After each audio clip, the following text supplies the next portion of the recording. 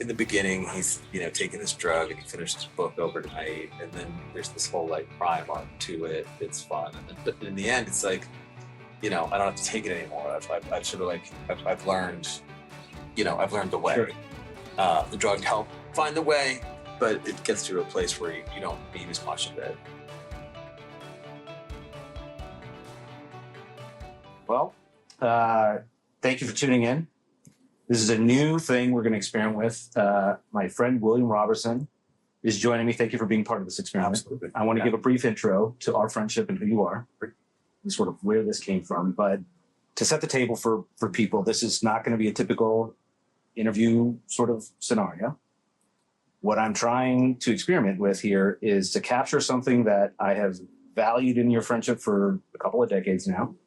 And I'll go into that in a second. But what makes you unique is there's a number of things. So you and I started working together about 20 years ago with the same real estate company. You're in real estate. You own your own construction, design, and project management company. That's right. You've gone off on your own. You've had a lot of success in that. But when we first started hanging out, I think in our relationship has, life happens and we've fallen out of touch a little bit, but it's been over the last year we've reconnected, which has been amazing.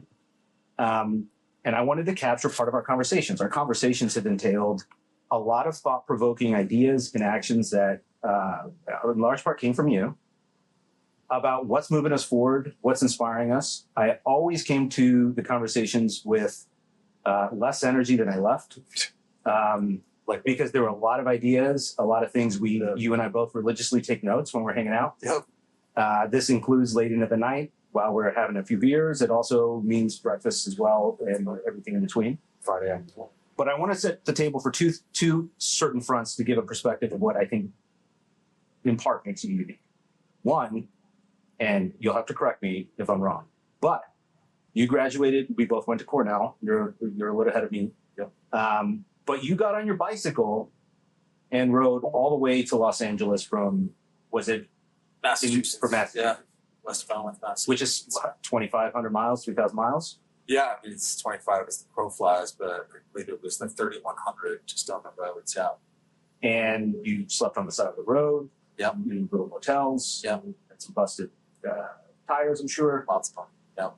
But that always struck me as super fantastic as a 22-year-old embarking on your new adult journey. And then secondly, which is really what got us reconnected again, is you did this post on LinkedIn, and I'll share it in the show notes, which is so fantastic. But in your 40s, you started to study karate. Yeah. And you are now a black belt. Yeah.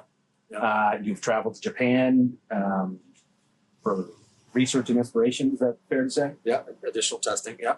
And you've also gone into competition as well. Yeah. And that's what this post was about. And you talk about, well, I don't want to put words in your mouth. I'll share it for people to see, but I'm wondering if you can give us some comments on what absolutely. The detail on the competition to sort of start at the end. It's, karate led to Muay Thai. Testing in karate is always sparring. The real tests in Muay Thai are like getting in a ring, actually joining a club that has competitions, has a competition team. It's one thing to spar in the gym, but it's another thing to actually, get in the ring and go 110%. The guy that I fought against was 19 years old, 30 years younger than me, from Denver, Colorado. I had a third lung, basically. And I had every single disadvantage. It ended in a draw. Incredible kid, really impressive character. I think he plays college football now. It's absolutely insane to fight somebody that's my age, but 30 years prior was the bike trip. I was a little bit more naive then, but both of these things I think support the journey I'm on, which is confronting fear. Yeah. Early on, confronting fear was just trying to be less afraid of certain situations. Now it's become a little bit broader than that. And I've learned that confronting fear, sort of training the muscles that allow you to control fear, strengthens your ability to understand and relate to people. I understand more about everyone else's pain because I've just put myself into increasingly more difficult situation here. And so that's that journey is really what each one of these obstacles is about. It's why I stayed with the project. It's why I stayed with it. Well, I'm glad that you're mentioning this because there's several themes that I want to touch on, but this is part of why I started this podcast too, because I don't want to say I sat on my laurels, but I don't think I was trying the new things that I needed to be doing to further stress that muscle, and nothing throws you into that melee like having a kid. Yeah, for sure. And to be in the throes of professional downturns and crises only accelerates your attention on sort of the need for growing those muscles. So on that note, I thought on this episode, and I hope to have more, but we'll see. This is an experiment, so if you're watching and listening, just feeling this out. But I want to share sort of what's going on in our life that's moving us. And so that ranges, these are normal conversations we would typically have, but I just felt like I wanted to record it for nothing else. Like, hopefully our kids can benefit from some of this and maybe look back on it and think how far we've come, or we got to get off our ass. So this includes books, movies, hacks, body stuff, whatever that comes to mind. Love it. We're going to try and keep it to 30, 45 minutes. Love it. So I appreciate you being game for this journey. Yeah. And I'm gonna kick it off with a book, which I actually haven't even finished. Partly because I've had to step away from it, but it's relevant to what you're saying. So it's The Art of Learning by Josh Waitzkin. For those who don't know who Josh Waitzkin is, he is the prodigy genius chess player who was in his younger days world renowned and became a champion chess player well into his adult. He is the person who Searching for Bobby Fischer was about. And he wrote this book called The Art of Learning, which is so phenomenal. I won't sit here and read it, but there were a couple of passages which are really dead on to what you had mentioned here. But, oh, great. I lost this. It's that bookmark right there. There's one other bookmark that was, so there's two parts here that I wanted to highlight. He starts talking about his career in chess, but then goes on to talk about his evolution in Tai Chi. He's also mastered a whole bunch of other things. I think he's a big wave surfer and some other things, but he's pretty reclusive. So, I only came to find out about him through a Tim Ferriss interview, which was terrific. But in this book, I want to highlight two sections here. One was when he started to take Tai Chi. Master Chen taught me the body mechanics of non-resistance. As my training became more vigorous, I learned to dissolve from attacks while staying rooted to the ground. I find myself calculating less and feeling more. And as I internalized the physical techniques of little movements of Tai Chi, meditative forms started to come alive to me in push hands practice. So he goes on to say how he started to evaluate chess moves through Tai Chi, sort of cross-pollinating. But this idea of non-resistance combined with a subsequent place in this book where he talks about a key component of high-level learning is cultivating a resilient awareness that is the older, conscious embodiment of child's playful obliviousness. This journey from child back to child again is at the very core of my understanding of success. So I bring this up because I think it's relevant to what you were saying about confronting fear from a perspective of childlike wonder, curiosity, rather than a not being afraid. Exactly. Yeah. Right. And so there's an element of presentness. There's an episode that will be being released next week that I interviewed a friend of mine who was an ordnance explosive disposal technician. And then last week, you also know AJ Wilder talked about this line. And both those stories embrace this really confrontation with death. And I don't necessarily think we need to go all the way to death, but I think we need to get closer to that level of discomfort. And so not being afraid of it, and also being in the moment. Yeah, well, and that's I think that's really what it boils down to. Right? And these things, the more intense it is, the more you really have to be in the moment to succeed at it. And there's nothing more luxurious, I think, than being able to think about one thing. It just be doing that one thing and having it be so intense that like you can't think about it. Right. I mean, surfing is a perfect example. Like you have to take off on that wave at exactly the right time. It's totally fourth dimensional. You can't just decide that you're in the right mood for it to happen. Like it's got to be you being ready and the wave happening at exactly the right time. And when you're taking off on the wave, you're not thinking about the email that you do. That's right. You can't, or you won't catch the wave, or you'll shit, or both. Yeah. That's the same thing with martial arts. Like you're in there with somebody else that's reacting to what you're doing, and you can't wait for being perfectly comfortable, perfectly in the right stance to throw that kick or that punch, because you're going to get hit in the face. Yeah. You might get hit in the face anyway. Yeah. But maybe not directly in the face. Maybe you're able to deflect it a little bit. Well, I wonder if you can comment on this, because something that AG actually referenced, which I find really interesting, and it's pervasive elsewhere, even in this book, the detachment component. And detachment specifically, we are ultimately either anxiety-ridden fear of the future or guilt-ridden fear of the past in some way. And that detachment is the embracing of the now and the removal of the expectations of what may follow, which is, the ability to operate freely in the now. Because, when you're thinking about the future, you're not really reacting, responding to the present moment. How did that, one, do you think that's accurate? Two, did that come into play ever when you were I mean, those things are totally real. I think that, I try and embrace the future. I try and embrace the past. I think that's part of, living in the present. I think that's part of controlling fear, is just understanding that you can't totally get rid of it. You just got to kind of flex those muscles on being able to, focus where you're handling fear and controlling it. Yeah. Getting better at being able to stay in the moment, not just in these things that force it, sure, but like right now. Yeah.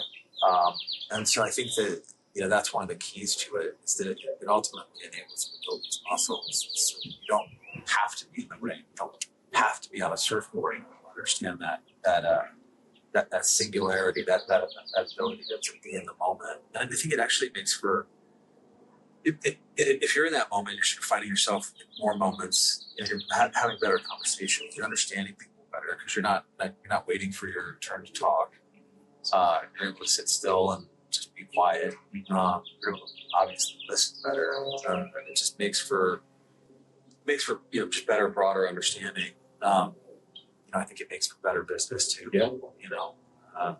It seems like you're tapping into a broader concept. That's right. I mean, one of the things that I think became so attractive so quickly to martial arts for me is that I felt it making business better.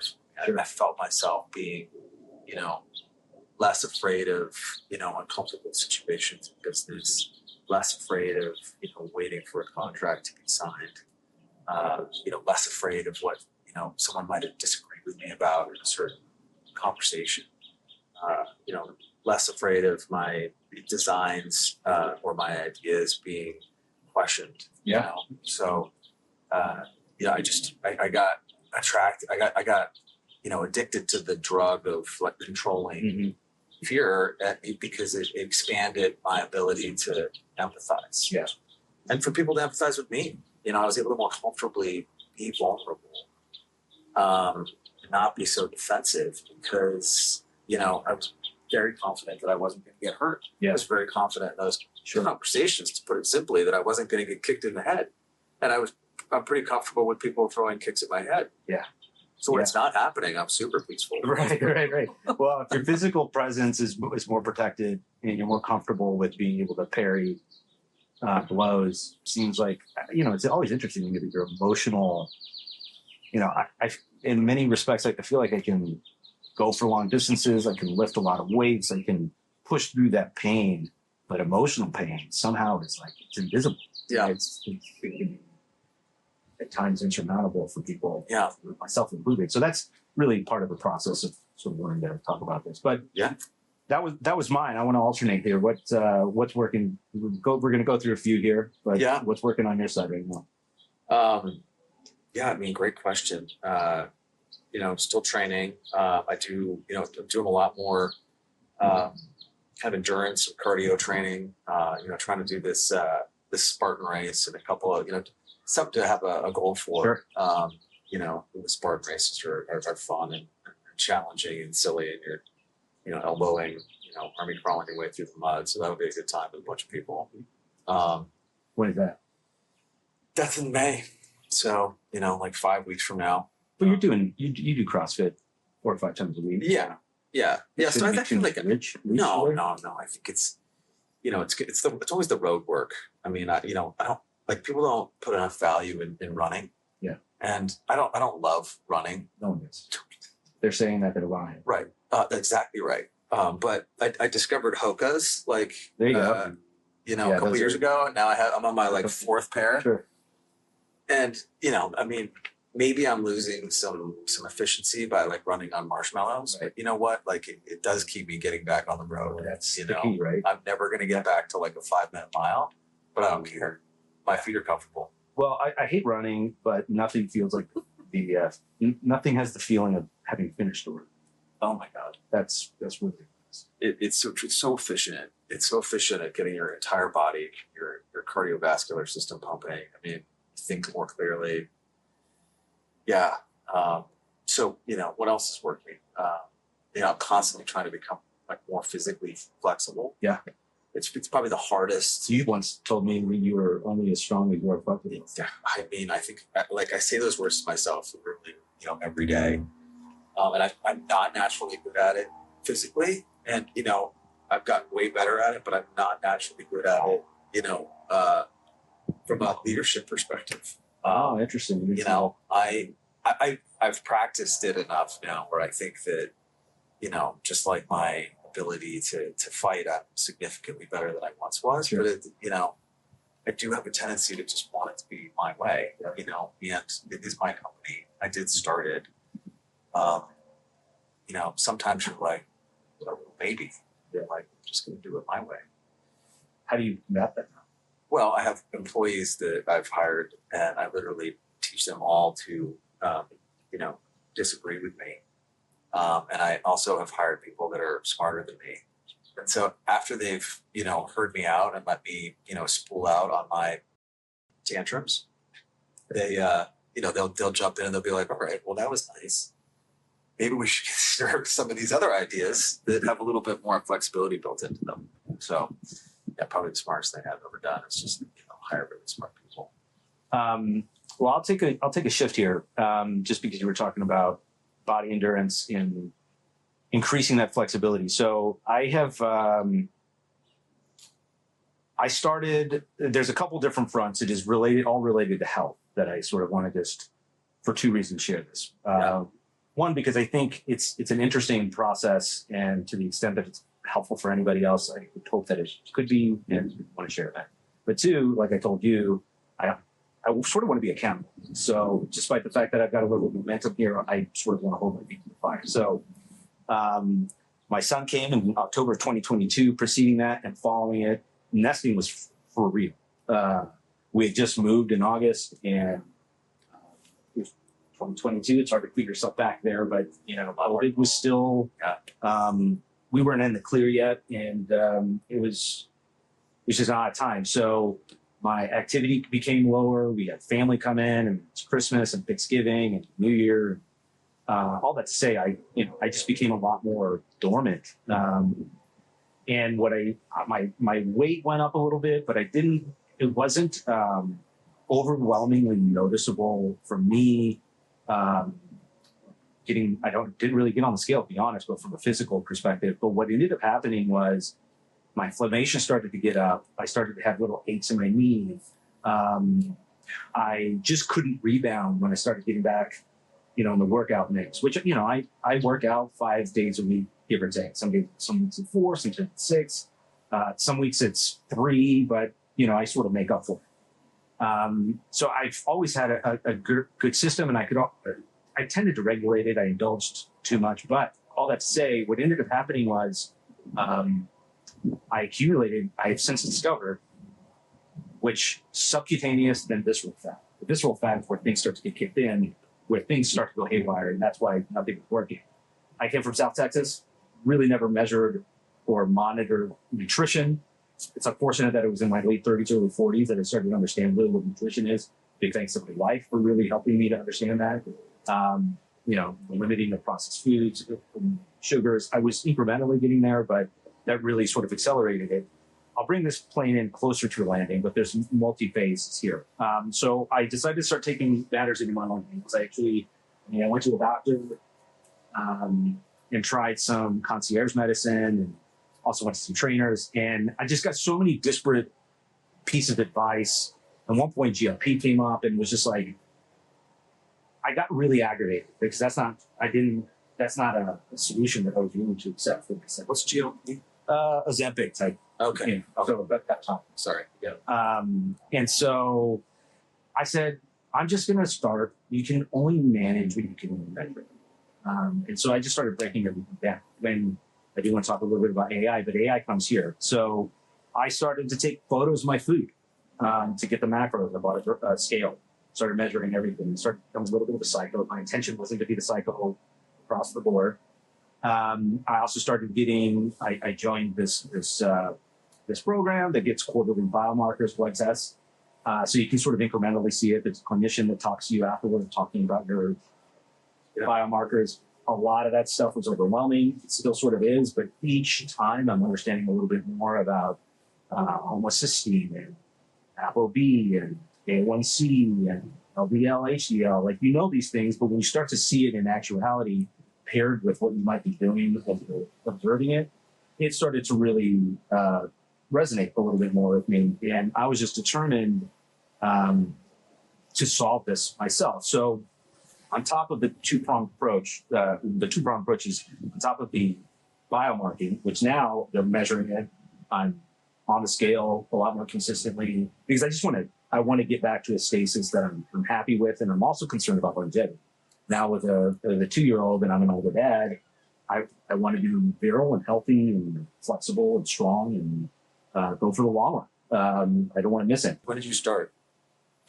Well, I started with the workout program in January of 2023. I'm sorry, 23. 24, I switched that sort of operating program, was looking for some different things. That's when the concierge medicine sort of came in. Yeah. Late 23, 24. Then I switched at the end of 24. And so when I started measuring everything, that's when I said, when I gave up and I was like, I'm taking this bull by the horns, which I have no qualifications to do, to be sure. There's a lot of health gurus out there. I'm not that guy. I'm just trying to share that, like, what I've gone through. So starting in September was my first measurement. But really my measurement started at the end of the year, and then I got some last month. So before I get to this, the second part is that I started to fast. I've read a lot of interesting components about not intermittent fasting, like hardcore straight fasting. So a couple days. More than that. So I've read about this. Now there's some, there might be some opposition to this, and I'm by no means suggesting, I'm sure I'm going to get all sorts of hell about like this being unhealthy or whatever. But the short story that I've been able to produce is that by fasting, you go into a ketosis state.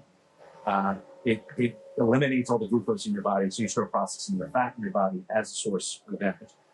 And by doing that, something happens to your body. It also deprives your cells of that fat, and the fat has been linked to increased causes of cancer because that's effectively what the cells feed on. I'm butchering the hell out of it, but that's sort of what I took away. So my goal was to start doing a fast once a month for 3 to 4 days, and then once a quarter, do it for 7 days. So I've done it in February, March. You were gracious enough to invite me over on my quarterly fast, which is I'm on day 2 of 7. But for February and March, That's why we're drinking coffee. Which why we're drinking coffee. We're doing I did 4 days in each of those days. Now I just want to share something before I share the results, because I do think it's a trial. Yeah. This is certainly a component. I think what it does is, of course, pours fuel on the fire. It adds gasoline. It creates a new baseline. Now, when I hit the baseline, obviously you're losing weight. And that is only a minor part of the reason I'm doing this. But, I might be here, I come down here, and then I stasis here, and then I come down here, and then I stasis here. So it creates a sort of a breakthrough path. But while I'm doing it, this is what I found most interesting. I think most people would suggest, like, oh man, that sucks. That's what are you doing? I will be honest, the first time I did it, I was apprehensive. I'm gonna really want to do this. I'm lucky that my wife actually wanted to partake in this, so that helps to have a team member. Yeah. She doesn't do it quite as long, but and I'm measuring my ketosis levels. But day one, first time I did it, modestly hungry. Second day, everything else was okay. I was fine. Second day, had a peak of hunger, primarily when I'm feeding my son and he's got leftovers and I'm always doing stuff out. Sort of going. So having to pass that. Day 3, things started to turn. And what I mean by that is my energy popped up. My sleep was terrific. I didn't think about food at all. My workout was superior. And by day 4, it was unlike anything I felt before, without any influence.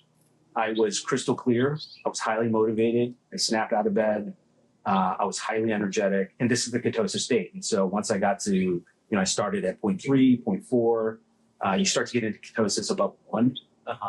You get heavier ketosis, beyond that. But once I got to 1.2, 1.3, I could feel it. I could definitely feel it. And now, how are you seeing 1, 2, 1, 3? How are you measuring? So there's a ketosis, which I'll add in the show notes. But you prick your finger, measure the blood, and just like blood sugar measurement, it measures your ketosis. So those two things have been pretty great. So I was just going to share this. So my body fat has gone down by 17%. My visceral fat's gone down by 20. My subcutaneous has gone down by 18.2. That's over the last 3 months. Over the last 6 months, my LDL's gone down by 31%. My glucose has gone down by 10. My testosterone's gone up by 33%. I will say I'm taking supplements. You can go into the supplements, but I'm not reporting any of this. So this is all a big experiment. But I want to try and mark this to see what's working, what's not working. Is it testosterone? No. So no, it's DHEA. The big ones I think are vitamin D, omega-3. Okay. There's MNN, and there's one other one that I'm blanking out on right now. But it's not. I've tried to limit it because I want to limit the variables. But I do think vitamin D and omega-3 have helped to sort of lubricate my system. Yeah. So I feel like with the exertion I'm making, I'm getting better results. Yeah. So it's sort of, I'm feeling that momentum pick up a little bit. Obviously, to that point, my vitamin D is up by 65%. I think that was a huge thing with my disposition, and sort of generally how I'm approaching life. My ApoB is down by 30%. My triglycerides are down by 17%. Next question is going to be like, how are you measuring that? I do have a Hume scale, which has sensors and measures your, to your feet. Yeah. All of this, your bone density, your lean mass. My lean mass is going up considerably. And that's certainly not 100% accurate, but the trend lines is sort of what I'm. Well, that's right. If you're using the same equipment, measuring the same frequency. So I appreciate you listening to all that, but this has been an interesting experiment for me to, I feel like I'm gaining traction. I'm starting to understand, caloric intake, measuring everything. I sort of have a basis for like what this looks like. I even used AI to sort of create a schedule from now until September to sort of, it was based on weight because I think that's a little bit easier to measure in increments. Have you modified your diet significantly other than? Not overwhelmingly. I'm generally pretty,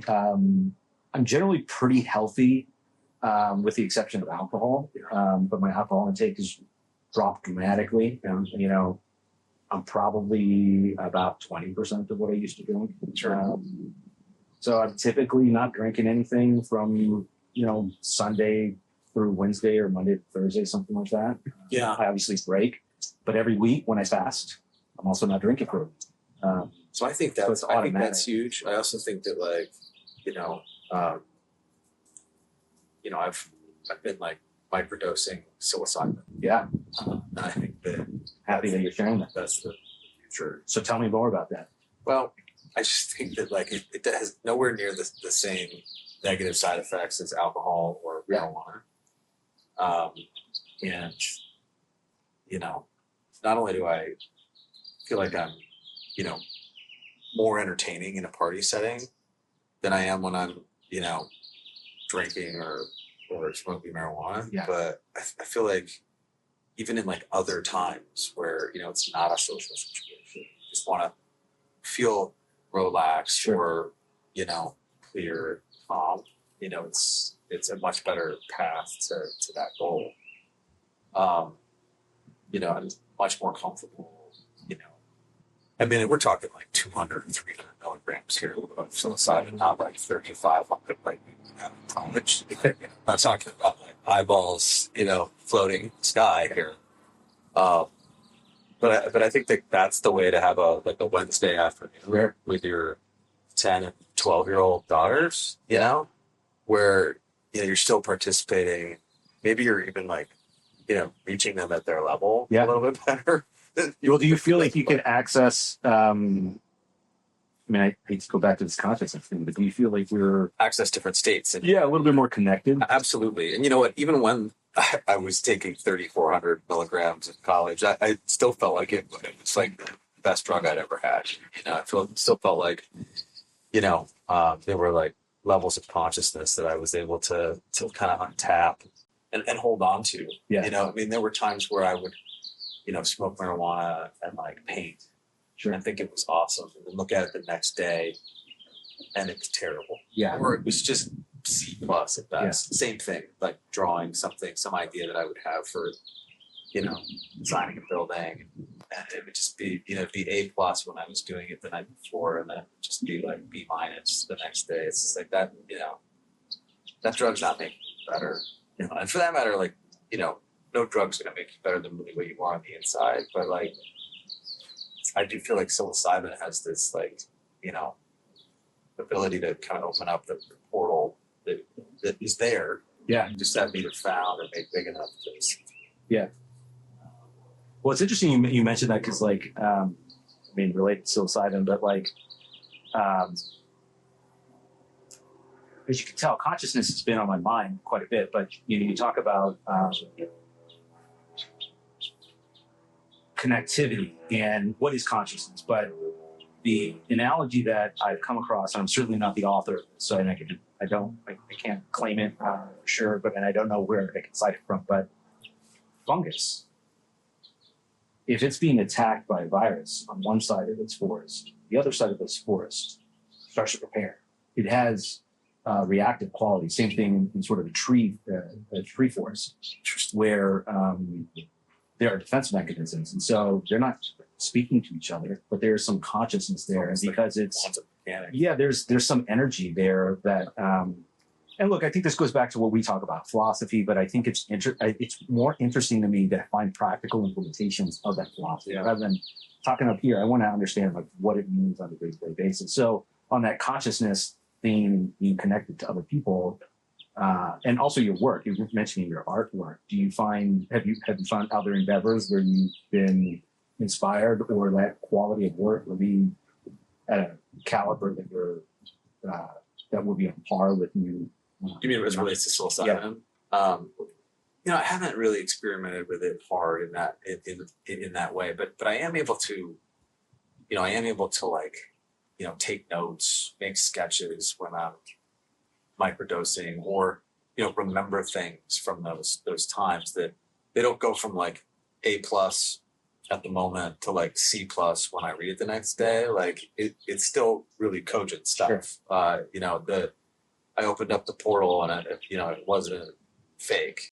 It was kind of a more crystallized version of something that I already was trying to piece together. So sometimes it's just kind of an organizing mechanism. Sure. You know, there's like this really fun movie, Limitless. Oh yeah. Who's in that movie? Help me out here. It's Bradley Cooper. Thank you. And so, you know, in the beginning, he's, taking this drug and he finished his book overnight. And then there's this whole like crime arc to it. It's fun. But in the end, it's like, I don't have to take it anymore. I've sort of like, I've learned, I've learned the way. Sure. The drug helped find the way, but it gets to a place where you don't need as much of it. And so I feel like psilocybin is like the limitless drug, Well, it just sort of opens up the pathways that are already there, just kind of like helps you to organize your mind. You've already got bright stuff in your head. Totally. Pathways, I think, are really, it's the same thing with fear, but I feel like we're just boring new neuroplasticity within our behaviors and our lines of thinking. And I think nobody has anything creative. We are just synthesizers of receiving thought, ideas, concepts, right? So to the extent that we can cross-pollinate our own ideas, we're effectively taking disparate parts of our own parts of our lives and colliding and reshaping them with new ideas. That's ultimately, great books aren't necessarily breaking ground in some way with new thought, but their organization resonates differently. Yeah. Presents different inspiration. Oh yeah, that's well said. Somebody who can crystallize and summarize. I mean, that's what it's all about. Yeah. That's what it's all about. Well, I know we're going to come up on time here, but I'm going to turn it. We got probably a couple more. When do we get to talk about the? Well, that's what I'm going to bring up. Thanks to my father, who was a dentist, I wanted to bring this thing on. This is called the Sonic Fusion 2.0. Yes, it is a toothbrush, okay? And by all means, please make fun of me. But it's also a water pick. Now, I will say, as a toothbrush, it is inferior to the last toothbrush I had. It sort of vibrates, it doesn't turn. I also had a water pick, which I used religiously. Again, this is the son of a dentist, so that was a part of. Does this do both simultaneously? Yes, it can. And this water pick is actually less precise than that one, but you can do both at the same time. And I use the water pick a lot more consistently. It's got a shorter, smaller tank. The volume of water that comes out of this is greater than the water pick, so it's not as accurate, but it really bulldozes the shit out of anything that you got. And I will say, one of the things I really enjoy, I about 15 years ago, I invested in a whole new set of shaving equipment. I got a safety razor. I got, oils and experimented with a bunch of other things. But one of the things I wanted to make sure is like the things that I have to do every day, I want to take joy in them. I had my uncles and my dad was like, you don't need to shave, just enjoy it. It sucks. You have to do it every day. I wanted it to be different. And this is a perfect example of like finding joy in something that I have to do every day. Yeah. And I got to tell you, my mouth feels terrific. Yeah. And walking out of the house with your mouth feeling terrific, just a really good way to start out the day. So, and it's a good looking device. It's nice and clean. Be unhappy looking at that. It's small. Yeah. I have no affiliation with this Sonic Fusion water pick. Yeah. Thanks to my dad who got this for me, but I think this is a great feature. Yeah, this is to be keep it light. Doesn't have to be too deep. That's right. That's just a new thing that I'm really enjoying. Adding to my day. Oh my God, that makes me happy. That it makes you happy. Yeah. Something that it doesn't have to be big things. Next time we talk, or even just a little bit right now, I'll tell you about probably my favorite purchase this year was a new coffee grinder. These are investments that pay dividends. Yeah, it's made by Bodum, which like basically probably made their fame on like French presses. And anyhow, like I started reading up on coffee grinders. Because the last couple that I've had, died. This is for your French press. Yeah. So, there's like basically two ways of grinding your coffee. There's like the spinning blade way. The bird rest. And yeah. Game changer. Game changer. Yeah. And so it twists the beans apart, which, kind of gives them more texture. They're not like. They're also finer. They're fine. They're finer if you want them to be. Yeah. Or they're sort of twisted open like an orange, and so you're really getting, more of the flavor out of it. I think you can have a cheap coffee maker, but if you've got a good bird grinder, that's the difference. Yeah. and it's got this beautiful hopper that the beans sit in, and they sort of vibrate when it's grinding, so you can kind of see how the beans move around in there. It's Yeah. that's the trick, man. It's very tasty. And it's unfortunate because once you get good coffee like this, you go to bed and you're having that Swell. not disapproved sludge. It's saps the joy of something. Something that really turned me on coffee was like back to this. One of my favorite karate senseis runs a dojo in Brisbane, Australia. I'm actually going to be testing for my 3rd-degree black belt with him this summer, right after my 50th birthday. This guy's been training martial arts since he was 5 years old. He's like 51 years old now. He is one of the nicest guys I've ever met, and also one of the most fearsome fighters I've ever met by far. One of the things about him that's most surprising now is the amount of information he knows about coffee. Now, I've come to learn that like this is something that's kind of endemic to Australians, that they take their coffee really seriously. But Sensei Jamie and I were in Japan like two and a half years ago. I was testing for my 2nd-degree black belt. He was there, and I can't believe. I mean, we probably drank 7 fingers of whiskey while he was telling me about the finer points of grinding coffee and how he literally trained the staff of a French coffee shop how to make coffee, because he went in there to get an espresso. They botched it so badly that he ended up spending the rest of the day behind the counter. Like a true sensei. Like a true sensei. Well, you pick little pieces of information up from wherever. unknown places, but who knows what sticks with you. That's right. Well, thanks for the coffee. Yeah. Thanks for hosting this. Of course. And allowing me to come over and being a participant and not only a participant, a willing, excited, Collaborator. enthusiastic collaborator. So I hope we can do this again. Any closing thoughts, any ideas on what you think we may have done right or wrong here? We're both confronting fear pretty well. That's the name of the game. Leave it there. Yeah. Let us know what you think. This is a nice little experiment. See you guys soon. Thanks for listening. For a detailed list of episodes and show notes, visit scalesofsuccesspodcast.com. If you found this conversation engaging, consider signing up for our newsletter, where we go even deeper on a weekly basis, sharing exclusive insights and actionable strategies that can help you in your own journey. We'd also appreciate if you subscribed, rated, or shared today's episode. It helps us to attract more illuminating guests, adding to the list of enlightening conversations we've had with New York Times bestsellers, producers, founders, CEOs, congressmen, and other independent thinkers who are challenging the status quo.